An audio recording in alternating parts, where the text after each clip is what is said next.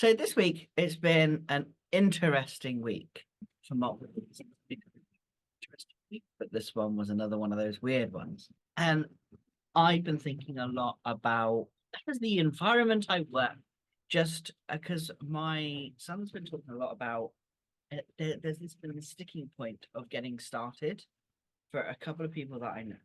My son is one of them, a friend is another, and that was tradition. That is one of the things that I sometimes struggled with, of like just starting something, but also I was somehow able to always start something at the same time. And so I was there like, okay, cool. I mean, we would once again that my son and I were talking about memory and finding stuff. And it was a good example was last night of like, can you put the dishes away? You know, just a simple thing. Oh, well, I don't know where everything goes. I'm like, oh, okay, neither do I. And it was interesting. Well, I don't know then. Well, I'll just put it somewhere. Okay, where could you put it? And it was opening that, like, I suppose, a dialogue for him to think for himself. If you wish to. Yeah, so well, there's three things there. The first one is like the dialogue that you created. For me, that's creating a psychologically safe environment for them to explore, which is what we do in coaching. You have said, go do this thing, and then figure out a solution, work out what solution suits you. His solution, my assumption here, is that it might be wrong, i.e. he puts the plates in the wrong place, so his worry was being told off for putting the plates in the wrong place. Yeah. Which for me is somewhat telling of the culture or environment that he perceives at home. I don't know whether that's a good thing or a bad thing. He has a perception of being wrong is awful. And he mentioned it today. I'm like, I used to really hate being, because it was just in passing of like, I can't remember exactly the kind of thing. Oh yes, that's right, being cool. And I can't remember the thing. Oh yes, being cool. So you can remember the thing. I am remembering right now. It's not coming to me yet. Yeah, that's what I mean when I say that. But yeah, shift in language. I know. And yeah, so I was like, oh, being cool's overrated, and I just turned around and I was like, is being right overrated? Yes. And Aidan went, yeah, I think right is being overrated. He went, I didn't used to think that. I'm like, oh, okay. What changed? I don't know.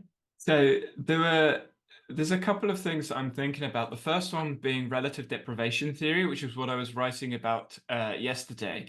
And for those unfamiliar, essentially it's where we compare ourselves relative to other people in our immediate surroundings.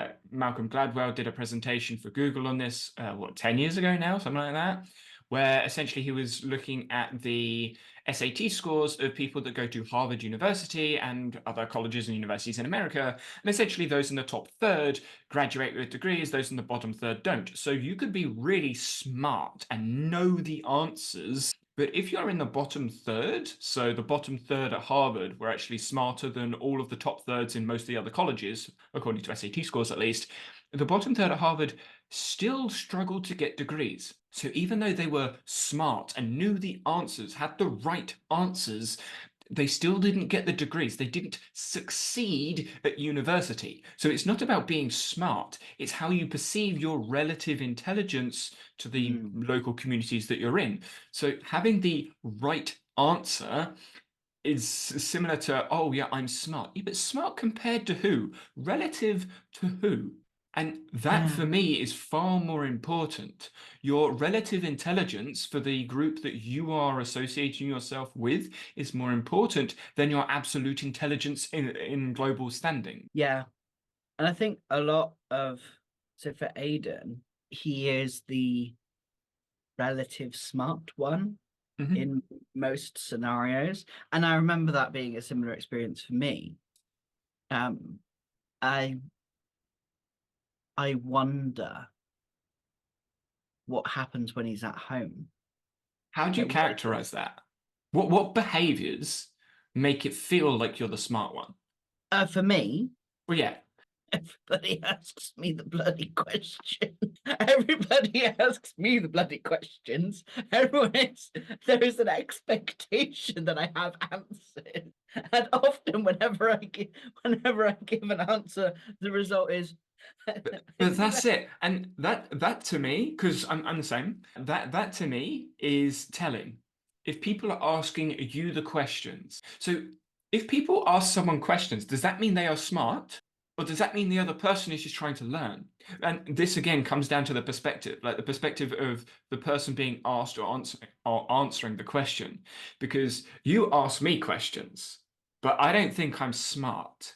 I think I have Mm. I think I have experiences I can share, but I don't have answers. And this is actually part of the conversation I was having in Discord with a person earlier. Well, last night, yesterday, this morning, same things.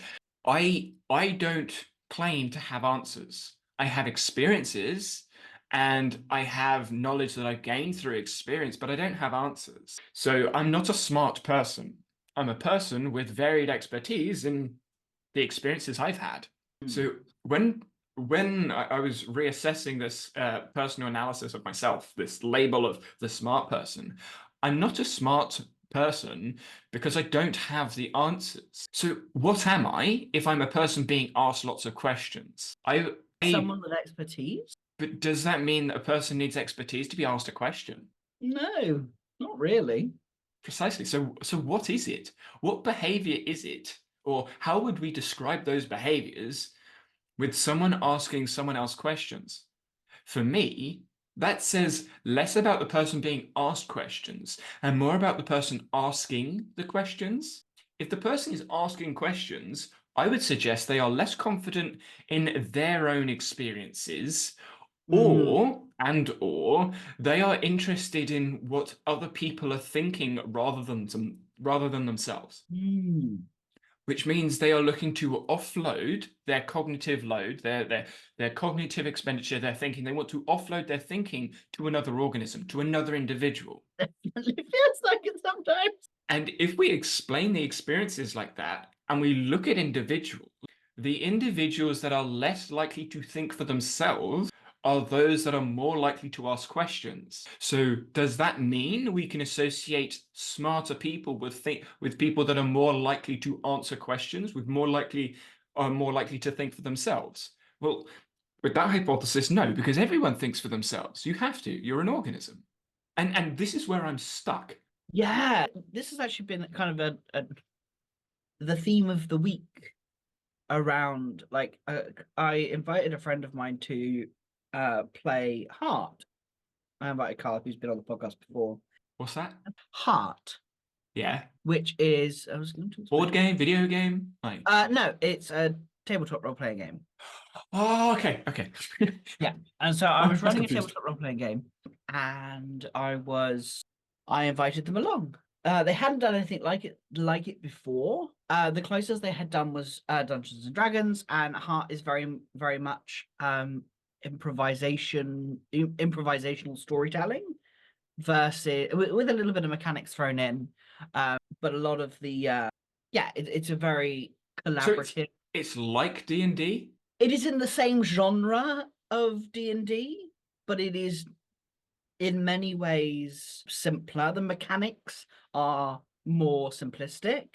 There Right. is less maths involved. It's very much Good. so rather than with D&D where your character has their strength, intelligence, wisdom, charisma, like these and they are set numbers, and when you roll your dice you add those numbers, etc., etc.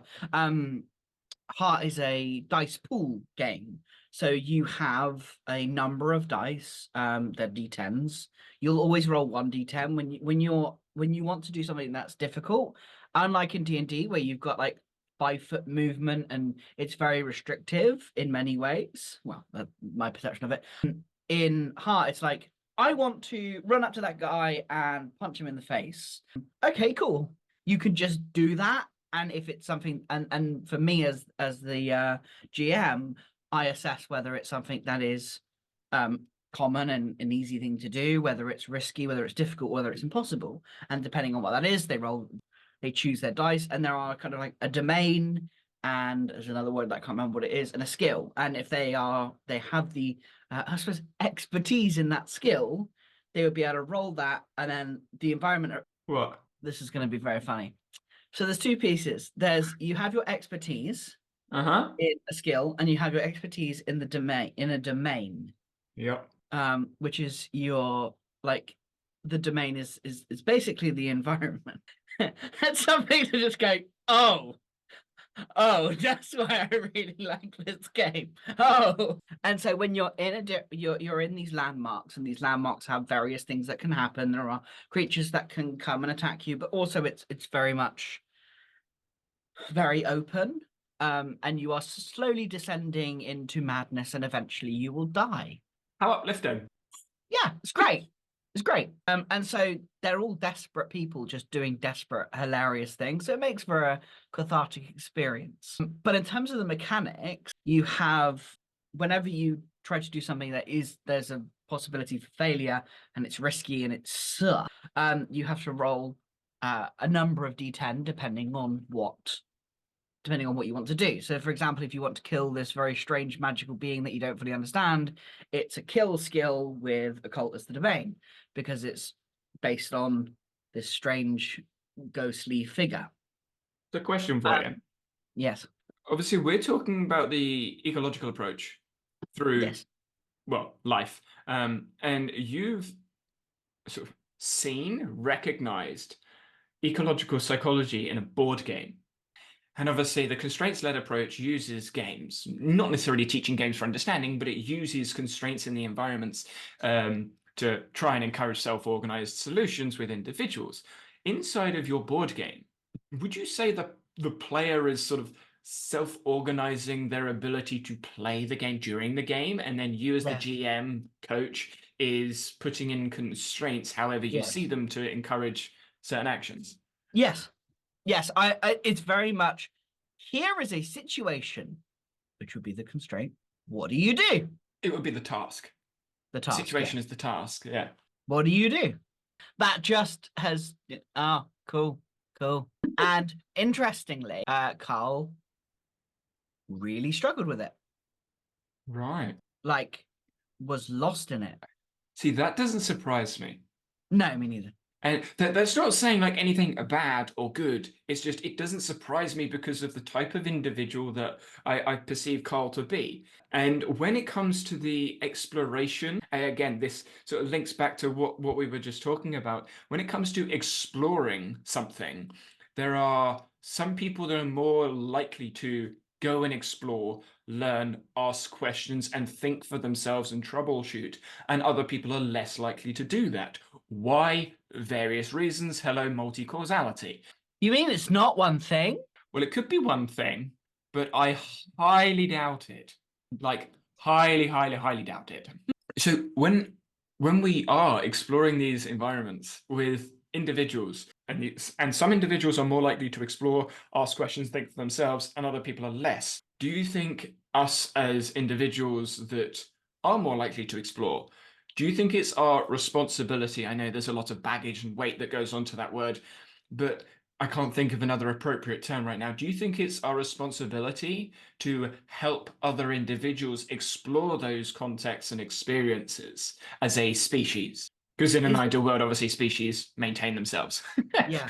No, but that's what I tried to do. When you say no, why? Because I guess the question is, why are you helping others? because I like to help people. I know I'm going to sound like a child here, but why? How does it benefit you?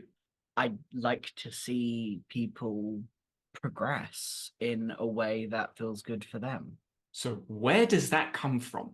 Self-organization. Self-organization of what? Why have you developed that interest and not other people have, but Good not as many other question. people? That is one that I struggle with myself. I'm not entirely sure. Because in the Introduction to Ecological Psychology book, Julia and Jeff talk about altruism and species, individuals wanting to help other individuals. If we look solely at natural selection, survival of the fittest, well, if you're the fittest, why would you help a not fit animal survive if it's in your species? Well, I would argue because species want to help the species survive. Yeah. Which is altruism, which is helping others. So does that mean it's in our DNA? No, I don't think so. But does it mean Because that if it there was in our DNA, everyone would do it. not necessarily, because DNA can be a blueprint and then and then we self-organize around task constraints and environments. So it could be in our DNA in some way, but I don't think it's going to be in our DNA enough to isolate and say that is the altruism gene or anything like that. I don't think that's going to happen. But helping other species, I think, is something that as organisms do, we try and survive because of not necessarily because of the thermodynamics theories around energy, speciation, etc., and trying to get to equilibrium where everything is dissipated. I don't think that is everything, but it's certainly a contributing factor to the way that I think about this. And so when I consider those individuals that are learning, that try and help others, I would say it's in the interest of the species, but not necessarily all species. Okay. And this is where I feel obviously we're talking like deep, heavy philosophy here, but I feel like when we think about laws of thermodynamics, I know this is going to be a little bit confusing, so I'll add a bit of context. Laws of thermodynamics. I spoke about splodges and clumps of sand. Was it last week, the week before? We are clumps of sand. We are energy sinks all together. And entropy is dissipation, is chaos, is just spread, maximum spreadedness of the sand and the dots. But we are clumps, and as a species, we are lots of clumps. And if we're trying to keep ourselves together to dissipate all of the energy, well, obviously that's going against the energy curve, as it were. However, here's my really big philosophical theory.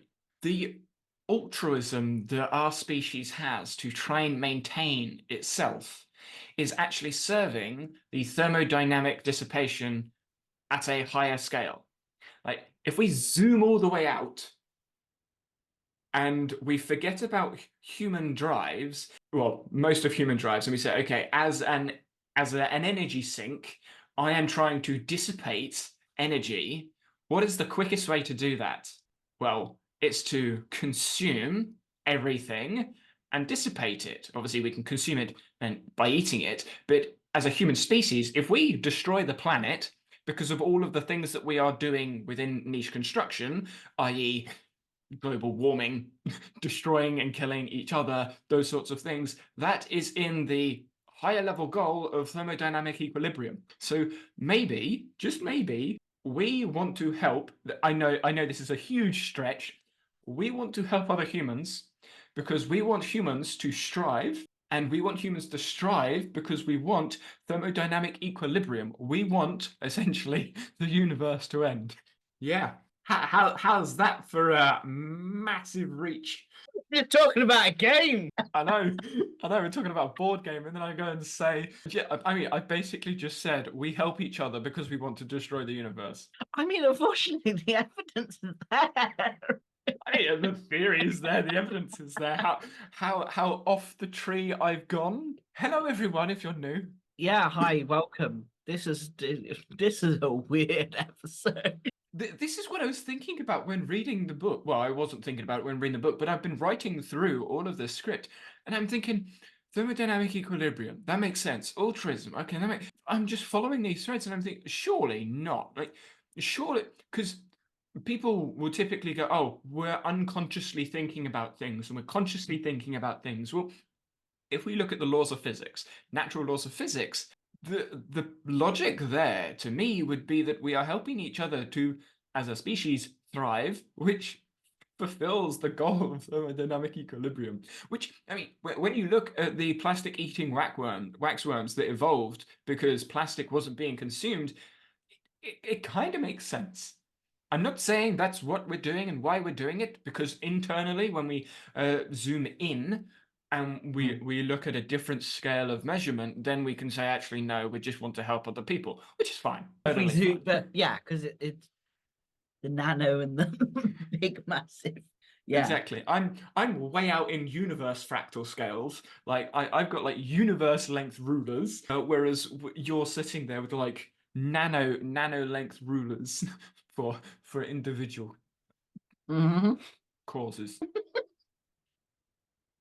I did also notice that you said during your explanation of the game, you said it again. I can't remember. Oh yeah, it's XYZ. I can't remember exactly what it is that you were saying, but you used the I can't remember and then you remembered it again. Is that something in your language that you think you would want to shift?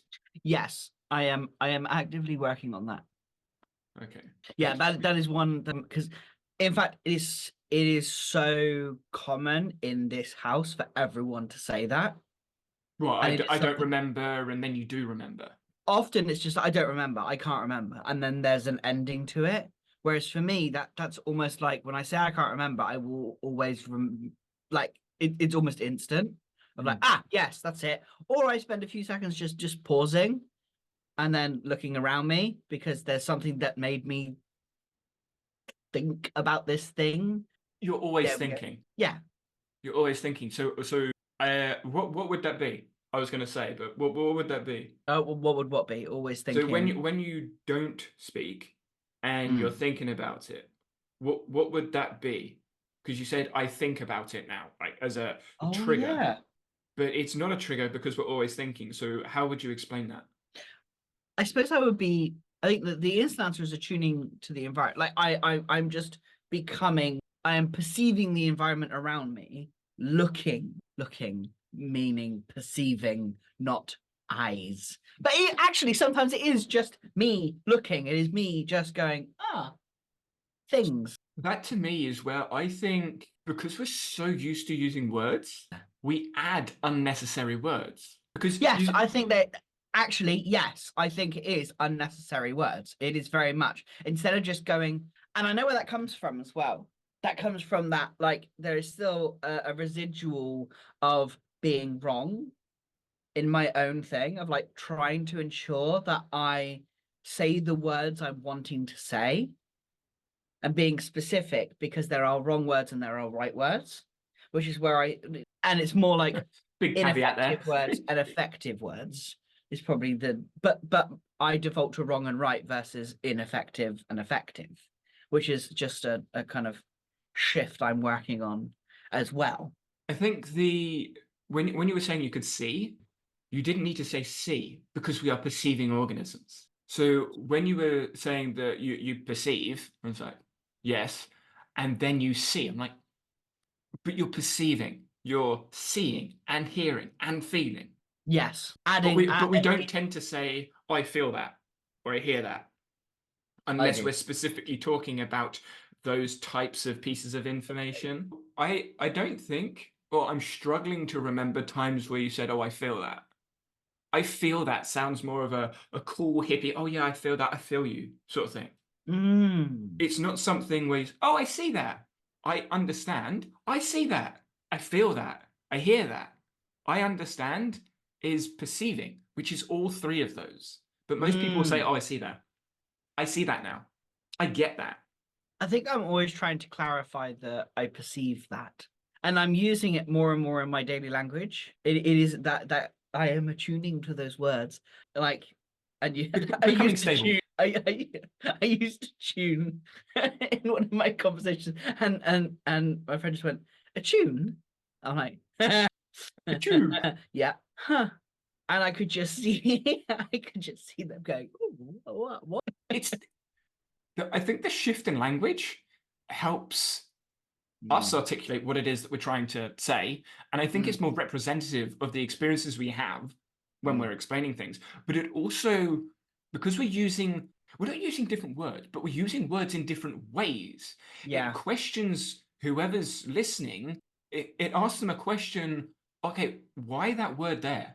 And Mm, when you ask those questions, you now explore this different approach, or at least a different way of looking at the same sentence, yeah. similar with emphasis in tonality. Emphasis. Yes, emphasis. Yeah, it's interesting how as I kind of continue to explore it with family and friends and I'm and clients. It's interesting how when I first explored this, I was thinking, oh, this is a radical, this is huge, this is big, and it's a radical approach. I mean, yes, it is a radical approach. Yeah, without a doubt, it's a radical approach. But also, unlike all these massive radical approaches, at the same time, it's also like this, the higher fractal, if we to use the fractals again, like fractal measurement, it's like boom, it's big. But then when you get to the micro, it's really not that big. It's just an adjustment to the left or to the right. And in They some make cases, it's not at all. and yeah, exactly. In some cases, it's not at all. And it's really interesting as I have just been living the experience and thinking and doing and cognizing um of how easy the shifts are, because they're not sometimes they're not even shifts. It's just yeah, cool. All right, let's do this. How can we do this? How can we do that? What about this? What about that? What about this? But it's like the moving of plates and bowls to a different cupboard. It's ridiculously simple, and that's kind of the point. Yeah. And there's also, I suppose, there's that relationship of like, is it even the moving of the bowls or the reason why or the philosophy behind it? Because I could have moved the bowls, but would it have worked? When you say worked, Would the result? No, I suppose not, because the reasons behind doing it would have been different. The reasons that I attached behind it could have been different. if Or the reason, assumptions is actually the word I'm looking for. but if the reasons are different, but the behavior is the same, why would that make a difference in how other people behave? They would need to be knowledgeable of the reasons for that to impact, unless it's non-obvious causality. But you can't control non-obvious causality in any way because obviously it's non-obvious. That's the point of the term. So if they're not familiar with your reason for moving a bowl, then it wouldn't, I don't think, have mattered whether you moved it because you were thinking about the affordances of others or whether you just moved it for any other reason. They are still directly perceiving their environment and the affordances within that. So I don't think the reason it impacts, or the reason there would impact other people's behavior unless they're aware of it. However, your behavior shifted because of your experience, because your perception, and your perception was adjusted by your explanation and your reasoning behind the way you experience the world. It's similar to something I tweeted about, I think it was yesterday, because I was reading through Rob Gray's book, and he gave he cited a study about drinking water or an energy drink at the top of an escalator. I'm not sure whether you've seen it, but essentially, the research study got a load of people and they asked them to climb some stairs. And at the top of the stairs, they either got water or an energy drink or something with like caffeine and energy, like easily available. Those that walked up the stairs to the energy drink perceived the staircase to be steeper than those walking the stairs with water at the top. So just the knowledge that you're going to get something that is more energy dense at the top of an activity Oh, interesting. changes how you perceive the activity. So those consuming caffeine, tea, like coffee, tea, caffeinated drinks, energy drinks, whatever, they might perceive activities as more strenuous, as more energy sapping, purely because they are drinking something that they know has more energy in. That to me is extremely interesting, one for caffeine consumption, but also how we act and perceive in worlds when we are using our knowledge about information. So the reason might have impacted how you perceive information, but not others because they don't have the same knowledge about that you do. That's really fascinating. I know, it's really cool. Like that is real. And it kind of links back to the productivity and the businessy stuff. And like, if you perceive something to be a big, complicated mess, it will to do. Well, if we think about it, like the links there are the complicated mess. Why do we think it's a complicated mess? Knowledge about. Knowledge about comes from where? Communication. Communication comes from where? Other individuals. So other individuals' communication is exposing us to knowledge about information, activities, and how we consume, how we perceive, how we interact with that communication will shift our perception on activities. So if you're consuming information and you are believing, you are adopting that approach to explain the world, well, now you're going to perceive activities as more difficult because that's how they've been explained to you. If you perceive the world through activities that are available, then you're more likely to act on it because you don't perceive it as difficult. Which is my kind of the complicated relationship with neurodiversity and specifically ADHD. I'm noticing of like, Oh yeah.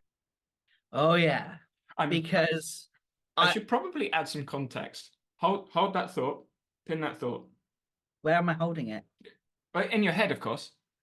Ah, okay. Yes, yes. Maintain the attractor state for me for a second. For context, I like that better.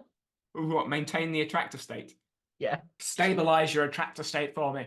All right, I'll stabilize it. Yeah. So BSL. I'm learning sign language. I've been learning sign language for years, but I've never fully engaged in actually learning BSL. But 2 weeks ago, I decided, you know what? I'm doing this thing. I'm going to learn as much as I can. So what I'm doing is I'm practicing as I'm speaking. So I'm putting ecological psychology, ecological dynamics into practice. I am using constraints. So obviously the task constraint here is the podcast. So I don't know all of the words that I'm speaking about. But when I do know a sign, I'm using, and when there are words, so ADHD, I was finger spelling ADHD. That's what I think you attuned to because I saw you sort of stop when I was signing. Yeah. And for those that are watching the video, you'll probably notice that I'm adding in signs where I can. And that's me practicing when I can, where I can. Yeah. And that is ecological dynamics. Now, for those that do know sign, it's SSE. So that's sign supported English. Probably more what I'm speaking because BSL has completely different grammar and syntax. But I just wanted to add that context if people are curious about why I'm doing all these hand gestures and why John is looking at me confused sometimes. I'm not confused. I was like, ah, cool. So yeah, that's me trying to explain what it is that I'm doing. And we can actually talk about that after your attractor state has destabilized. Yes. So we were talking about ADHD. stuff. Yes, that's it. The big struggle point I'm having now in the ADHD spaces is learned helplessness. It's probably the best way of putting it. It's like I have ADHD, which means I struggle. I'm like, that may be the reality, but their reality. That may be your reality, but I disagree. No. So how are you talking? Like, how do you even start that conversation? I don't know, and that's what I'm trying to, because when I start these conversations, it's very much like, okay, cool. So you struggle. Why? Oh, because I have ADHD. I would probably ask what part or what symptom. Yeah, that is usually my next behavior. Okay, what symptom? What symptoms? What behaviors, like, are getting in your way? And so this and often, and it genuinely during the conversations and going back and forth, it's very much I need to manage this thing I have. I have a thing. ADHD is an object that I have to manage and I have to try and solve. And what do they use to describe the ADHD behaviors? Like, if you were to say give me an activity you struggle to do, and they say I struggle to do X. I How do they struggle. explain their struggle? Do they just say ADHD stops me from doing it? Sometimes yes. In which case, I'm just like, how? Yeah. You can't pluck out an ADHD brain cell. Hmm.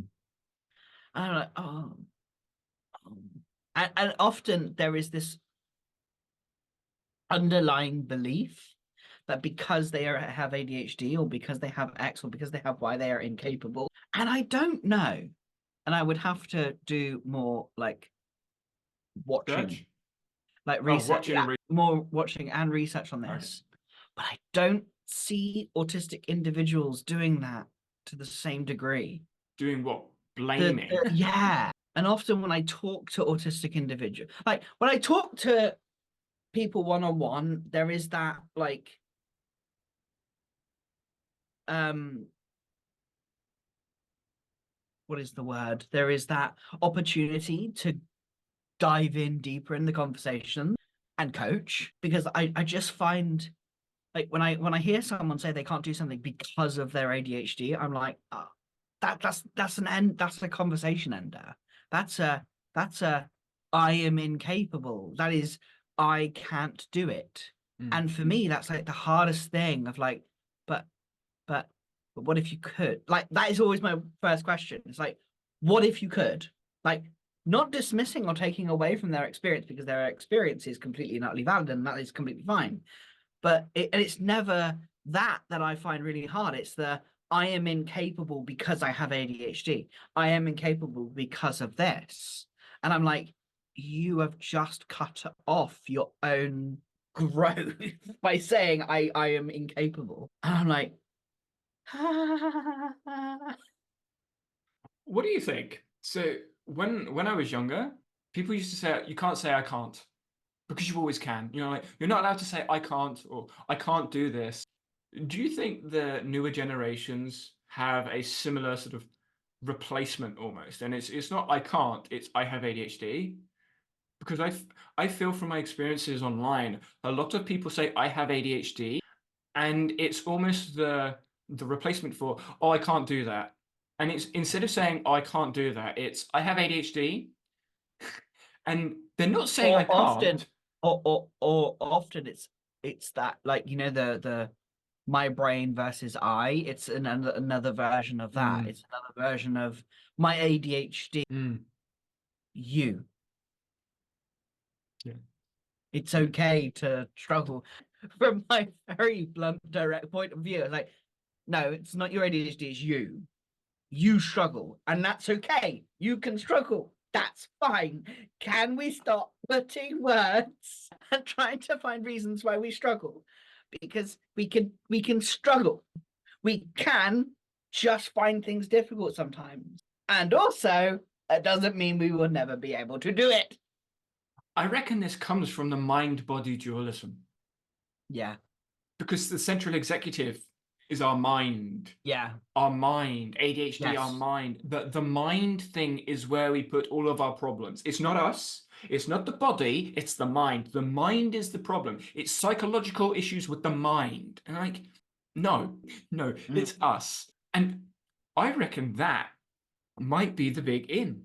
I've been thinking a while, like, how do you bring ecological psychology away from traditional approaches, as we discussed, what was it, 3 weeks ago now? Mm. And I feel like the dualism, mind and body, because it is rejected in ecological psychology, it's yes, we reject the central executive, but a lot of people aren't that familiar with what the central executive really represents. Yeah. But if you were to say, oh, we don't have a mind, Oh. I feel like that would grab more attention. I don't Mm. think we have a mind and a body.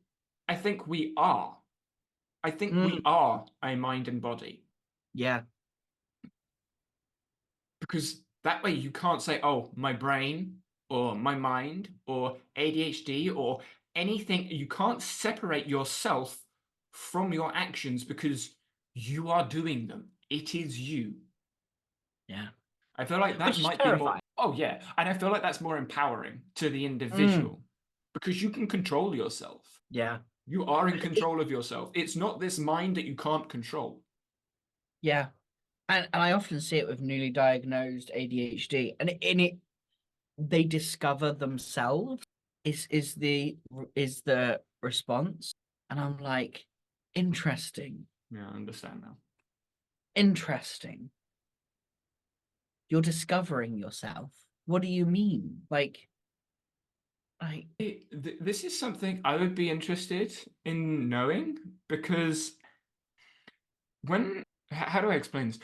When I see people get diagnosed, or I've spoken with someone and then they get diagnosed, they then start talking about things that they speak about, but they mm, speak about them as if they've had experience with it.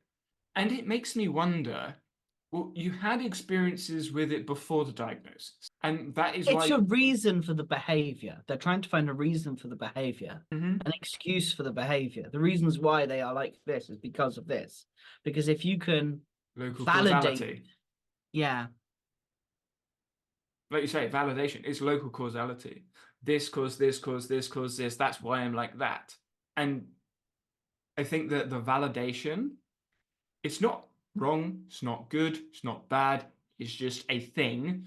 The linear causality, the grasp, the want for linear causality clouds, I think, what people really experience. Because we're multi-causal. There are non-obvious causes in the world, and people accept that and they talk about that. And even the people that get diagnosed, those that I've spoken to before diagnosis and after diagnosis, both sides of the diagnosis, they accept multi-causality.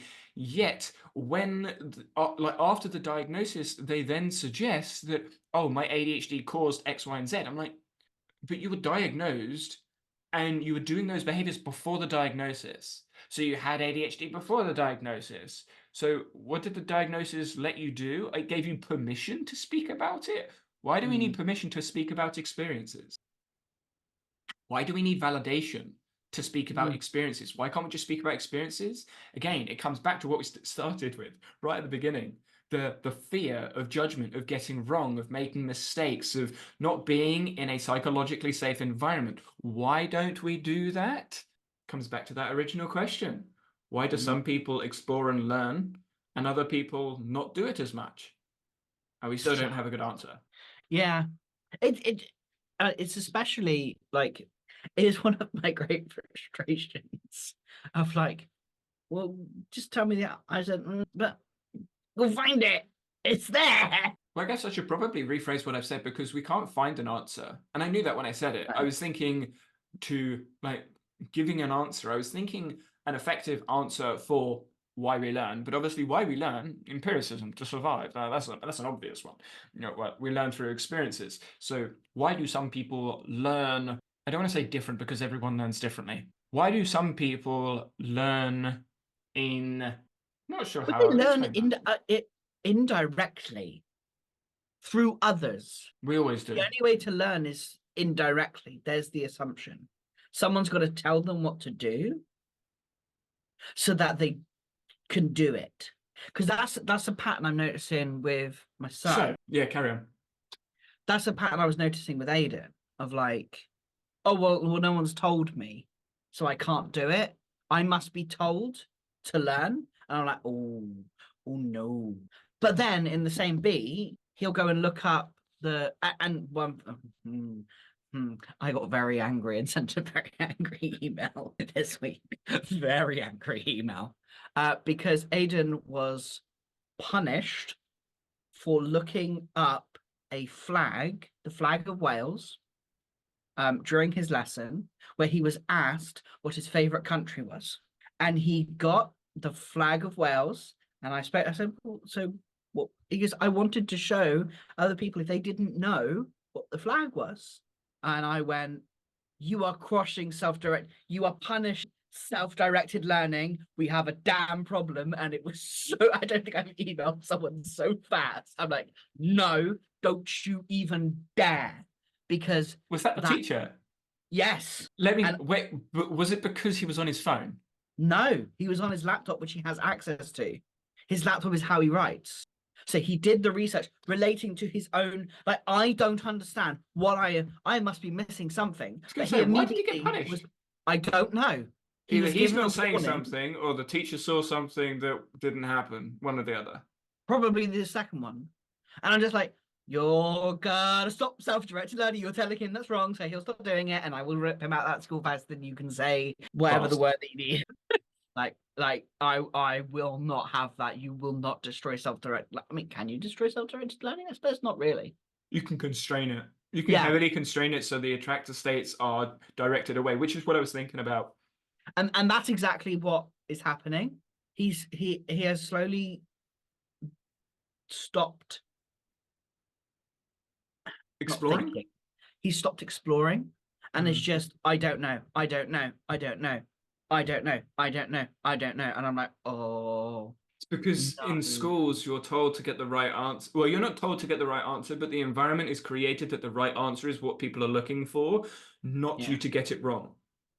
I would love it if teachers would praise wrong answers. yeah, Like when you look at the research, like in physical movements, amplification of errors is more likely to elicit better development of skills. So if you tell someone to do something the wrong way, they are more likely to improve than if you tell them to do it the right way. But in school, teachers tell the right way. Hmm, that doesn't make sense. Why would we be doing that? yeah. And so there was a very strongly worded email that was very cross and going, what the heck, seriously? Did you ask them for more context about the situation? Yeah. Okay. I was like, what's going on here? Because this doesn't make sense. Because it sounds like you're constraining self-directed learning, which doesn't sound like a very good idea to me. Are you doing that? No, good, because he'll be ripped out of that school in 5 seconds. Good little teacher.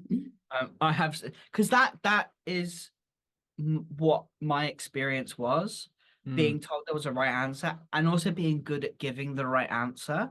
Playing the game of school, I learned that, and I'm so glad I'm over it. I really, I feel sorry for teachers because of the environments they are put in. Because a lot of Oh yeah. teachers don't want to be doing what the system encourages them to do, Mm. but they can't not. Because either they will lose their job, which obviously is not useful for them, or they don't physically have the resources or time to create effective environments. Now, don't get me wrong, some teachers do, but not all. And some teachers aren't familiar enough with the learning science to really engage in effective education. And that to me is a problem with higher education, but that's a whole other conversation. And again, I feel this comes back to the learners and the experiences. Some individuals are more willing to expend energy to learn than others. And that is what I was thinking about while you were talking. Though the individuals that are more likely to have answers to questions are more likely to have expended their energy towards learning about the information, right? Mm. So those that are interested in gaining knowledge about situations are more likely to be the ones answering questions, but Mm. those more interested in the knowledge of are more likely the ones doing the jobs. The thinkers versus workers, where the energy expenditure is directed, energy directed at more embodied physical thinking or embedded non-physical thinking. I want to say cognition, but cognition is all. How would I describe thinking that isn't physically dominated without saying non-physically dominated thinking?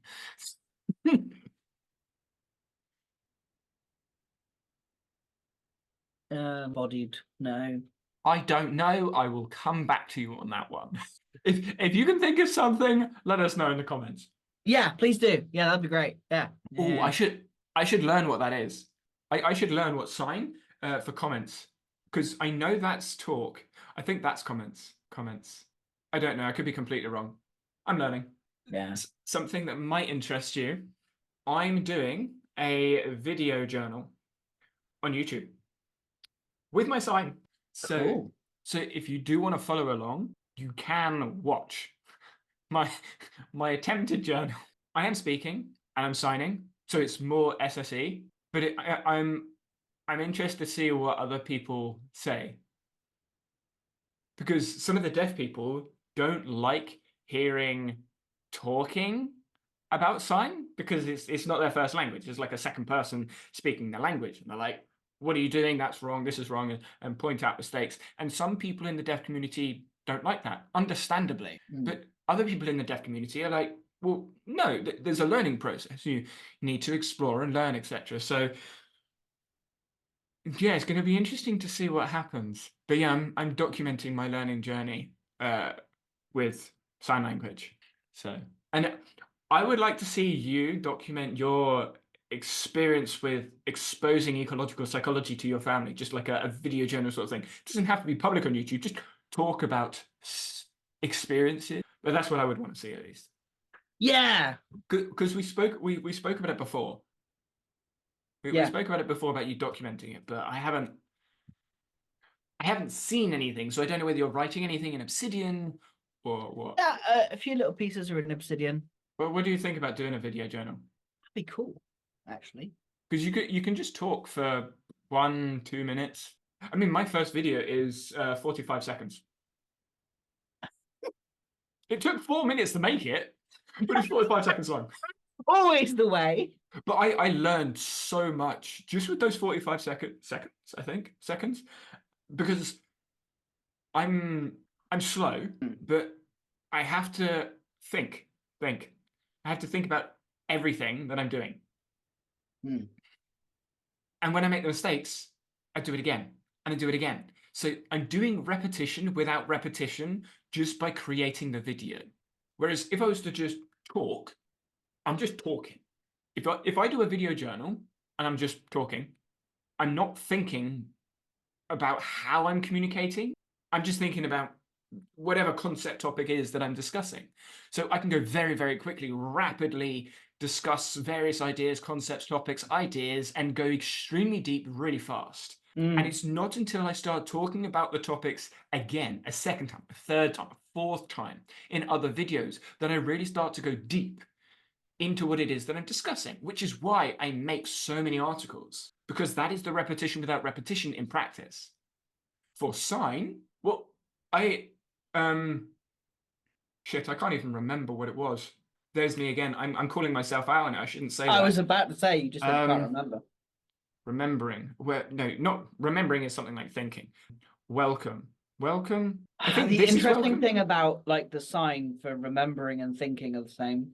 One of my gripes with sign at the moment is think. And it's all in the head. But it's because sign language is activity in motion. And when we think about thinking, it's up in the brain. And learning again is into the brain. Taking information out into the brain. Oh. Precisely. So I understand it, don't get me wrong, but philosophically I have some struggles with some of the signs. But then like with sign language, you've got, what is it, 7 different signs for yellow? You've got 6 different signs for purple. And depending on the context you're in, signs can mean the same thing. So why, reason, because, all are the exact same sign. Depending on the context at which you use them, changes the meaning. And that's affordances. And this is why exploring this language is so exciting. But yeah, so there's ecological dynamics. There's no sign for that, and I'm not spelling it out for you because it takes ages. But yeah, ecological dynamics in practice. But people ask me, oh, so what are you interested in? I'm like, well, I research ecological psychology. Do I really want to spell out ecological psychology? Do you not do eco-psych? Well, psychology is, I think that's psychology. But eco, is it eco? Or well, yeah. So I would sign ecological. So I'm like ecological. Like that's how I would look at you and then spell it by speed. So I'm still slow, but when you're spelling it out, for me, I'm not necessarily slow with the sign. I can get through the letters, but my spelling is shit. So I'm like ECO, eco, lodge, GICAL. Like I can do the signs, but I have to spell the word out 3 or 4 times before I can communicate the letters to sign. Dyslexic people with finger spelling No idea how. No idea. That's something I would want to ask. So how would I go about, like, what would you want to see in a documentation of introducing eco What psychology? the video journal? Yeah, because I'm lacking constraints. You're lacking constraints. Yes, Why is that a bad thing? because I'll talk for 3 hours and get nothing done. Okay, let me rephrase that. Constrain yourself to 5 minutes. Just 5 minutes. Turn camera on for 5 minutes, and then talk. That's what I did with my first video journal when I was what was it, 21, 22? Oh gosh, yeah, you were, weren't Yeah, you? because when I went when I had my surgery, I was like, you know what, I'm gonna do a video journal because I need to do something because I was not in a good place. So I did the video journal and I just set myself 10 minutes, right? 10 minutes a day, turn the camera on, talk. And I spoke. Sometimes it was like 15 minutes, sometimes it was 8, but I just, it's like brushing my teeth. Turn the camera on, 10 minutes, talk. There were moments of silence in there, but after the first couple of videos, I just spoke. So the constraint I would add is 5 minutes, talk, and try and direct the conversation to something ecological. Yeah, How yeah, that's a how good you how you perceived affordances and experiences, an experience you had with someone, or a conversation you had with someone, or something that you were thinking about whilst doing something else. And it doesn't matter if you say the same thing. It doesn't question. matter if you tell the same story, because you're telling the same story slightly differently. Yeah, That's dish repetition without without dish. repetition. Yeah, but what if I get it wrong? But you can't. That's the thing. You're sharing your experiences. What if they're the wrong experiences?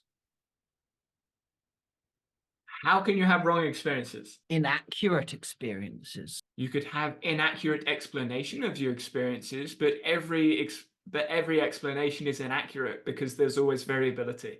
Because accuracy is dependent on the performance metrics that you use at the fractal scale. Easier to say fractal scale at which you're measuring. Sign that. That's really interesting. Like You're thinking, science how do you work. sign that now? Yeah, I'm thinking the same thing. Like, how do I talk about ecological psychology through sign language? But there must be deaf researchers. Oh yeah, So they must they type. It's on communicate. the computer. It's on the computer. Ah, so how do they talk about their ideas? They're not talking. They're signing. So How do they sign about their ideas? but that's the thing. I don't know whether they're signing to the deaf, or because a lot of people have cochlear implants, they are hearing. Hearing? Well, I know that's hearing person, so hearing, I'm not sure. But yeah, so I don't know whether they're hearing the conversation when they're talking with others, or whether they just write. I don't know. I have a question for you. Yeah. When you get something wrong or inaccurate, just then, like you weren't sure which one it was, Yeah. like, do you have that moment of frustration with yourself? Frustration in me getting it wrong, Mm. or frustration in me figuring something out. Like, I don't know what you mean by frustration. Like when I make a mistake, Hmm. there is a frustration Yes. of getting it wrong, which is a whole thing that working through blah blah blah blah blah. But I'm intrigued to, do you have that experience? Or is it just, oh, okay, cool, it's that? Because that's what I perceive of you. It's Hmm. like there's none of that. It doesn't exist at all. That is my perception. Do I And get I'm intrigued to know. frustrated? Yes, but it's very short-lived. Yeah. Okay. Because the way I see frustration is learning. If you're not frustrated, you're not learning, because then Mm, you're repeating something the same way. Because mm, the way we experience the world is through variability and through change. And change is different from the past. And if change is different, then it's going to be frustrating, because the same is comfortable, different is uncomfortable, because mm, that's what we notice. We pay attention to the changes. We pay attention to the changes in optic flow, in the optic acoustic array, in the haptic fields. all of those changes are what we detect. So for me, frustration is acknowledgement of changes. It's the acknowledgement that I am paying attention to what it is that I'm doing. If I'm not frustrated, I'm not paying enough attention. That's the way that that's the way I think Ooh, about it. I like that. So if you're not frustrated, you're not paying enough attention. Ooh, that's cool. I like that. When you're reading like tweets, if you're just reading them and you're not frustrated, I don't think you've read the tweet. Because if you've read it, you can be frustrated by because you disagree with it, because Mm, you agree with it, mm, because you think something should be added, because something should be taken away. There is a frustration because there is a change that you would make. It's not a good or bad frustration. It's a frustration because you've recognized, you've attuned to a change or potential change or perception of the experience. mm. That's the way I think about frustration. So it's not a It doesn't make me stressed at all. yeah, yeah, that's interesting. Because when others perceive frustration in me, there is that assumption of annoyance. From you or from others? I'm annoyed with them. I'm Like confused. frustration and There you annoyance, they're basically the same. go. Right. No, they're not. No, I know. I agree. But there is an assumption that if I'm frustrated, I'm annoyed. I'm not, no, I'm just frustrated. Yeah. I think you can use them in similar context, but this is where I think sign has an advantage over talking. Because talking, there are so many words for the same thing. Sign language are very, it's just Particular. emphasis. I think I'm not sure. I can't confirm that, but I think it's the emphasis on words. Like Mm, you like something and you love something a lot. There's not a emphatic love. Like you can add loads of adjectives with language, with spoken language, but with sign, it's much more body. It's a full body. It's an embodied language. mm, So the annoyance that people have, I the way I think of annoyance is someone feeling angry. yeah. Whereas frustrated, I don't think you'd feel, or for me, I don't think you feel angry when you're frustrated. Because you can be frustrated for a good reason, but I don't think you can be annoyed for a good reason. Mm. I So wouldn't sometimes maybe that's I wouldn't interesting. say I'm annoyed at something that I'm happy to see, Mm, but I can say I'm frustrated about something I was happy to see. That's the way I see it, at least. interesting. There it is again. That's the way I see it. That's the way I perceive it. Right there. I acknowledged. Okay, I I said something that was inaccurate. See, so I changed it. Well, I retrospectively changed it because you can't change the past, of course, but I then corrected it. But that is just learning. I'm constantly learning, and that is the development of skills over time. That is me recognizing something that was ineffective to the goal that I want to achieve, and then me correcting for the next iteration and just developing the skill. It's the same with developing any movement skills or any other. I think I need to have a word for thinking skills because it can't be thinking skills because movement skills are thinking because we are embodied and acted individuals. How, yeah, that's the question that I've come out of this conversation with. How do you explain more or less physical activity in the thinking process? Yeah, because the default is cognition, but that is all of it. Yeah, I don't know. I don't know. Don't know. But yeah. Right. Well, thank you for listening. Thank you. I do recognize it's somewhat ironic that I'm using sign language in a podcast Oh yeah. because only people that are watching the video will be able to see the sign language. Those that are listening obviously can't see. Yay. It's obviously deaf people can't listen to podcasts. That's why I think that's why I prefer video. Because it's taxing to listen to podcasts. Yeah. Because there's no I can't lip read what the individual's saying. And Yeah, I actually can't look at their I body language either. yeah, I feel starved when I listen to a podcast.